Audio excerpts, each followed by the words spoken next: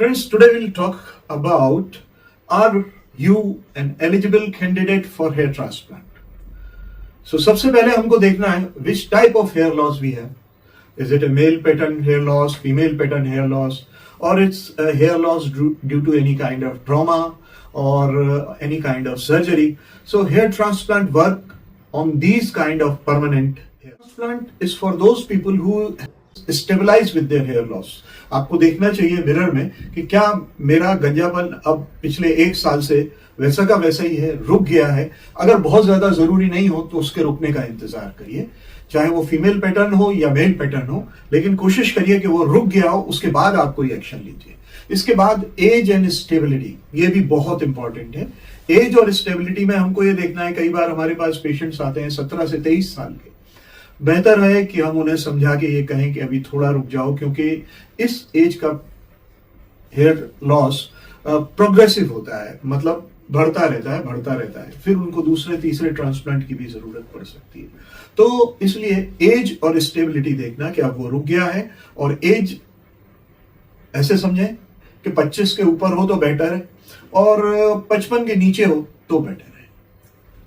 आपका एलिजिबिलिटी का एक बहुत बड़ा क्राइटेरिया है कि आपका डोनर एरिया कैसा है. अगर डोनर एरिया थिक है और डोनर एरिया जैसा भी हो, उसका रेशियो ट्रांसप्लांटेड नीड से कैसा है. पीछे बहुत ज्यादा बाल नहीं है पर आपको जरूरत भी कम है तो वो हो जाएगा, लेकिन पीछे भी बाल कम है और आगे भी जरूरत ज्यादा है, बहुत बड़ा एरिया है, तो दिक्कत आएगी. फिर बीएड पे जाना पड़ेगा, चेस्ट पे जाना पड़ेगा. तो ये आपको सोचना पड़ेगा कि डोनर एरिया भी अच्छा होना चाहिए. इसके अलावा स्कैल्प की कोई कंडीशन नहीं होनी चाहिए. मसलन जिस समय आप ट्रांसप्लांट के बारे में सोच रहे हैं, अगर सर पे फंगस है तो कैसे होगा, डेंड्रफ है तो कैसे होगा, सोरियासिस है, लाइकन प्लेनस है तो कैसे होगा. तो ये देखना पड़ेगा आपको. इवन एलोपेशिया एरिएटा भी अगर रुका नहीं है तो आपको रुकना पड़ेगा. इसके अलावा there are certain health conditions like heart disease है, ब्लीडिंग डिसऑर्डर्स है, सीवियर हाइपरटेंशन है और डायबिटीज है. ऐसे में आप हेयर ट्रांसप्लांट के बारे में नहीं सोच सकते. आपको रुकना पड़ेगा तब तक जब तक कि आपकी वो अंडरलाइंग डिजीज ठीक नहीं हो जाती. ऐसा होता है कि कुछ लोग बहुत ज्यादा बॉडी मॉर्फिक्स होते हैं, मतलब उनको हर चीज परफेक्शन पे चाहिए, इतनी ज्यादा चाहिए जितनी की पॉसिबल नहीं है. हेयर ट्रांसप्लांट एक गंजेपन को छुपाने की प्रक्रिया है, कैमोफ्लेजिंग प्रोसीजर है. अगर हम सोचें कि हेयर ट्रांसप्लांट के द्वारा हमारे को वैसे बाल मिल सकते हैं जैसे शाहरुख खान की जवानी में थे या अमिताभ बच्चन साहब की जवानी में थे, तो ये पॉसिबल नहीं है. इस तरह के लोगों के लिए हेयर ट्रांसप्लांट नहीं है. वो लोग हेयर ट्रांसप्लांट के लिए एक अच्छा कैंडिडेट भी नहीं है.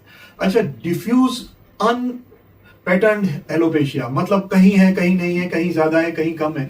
ऐसे में भी डरना चाहिए हेयर ट्रांसप्लांट करने से और करवाने से. बॉडी मॉर्फिक्स का मैं पहले ही बता चुका हूं आपको.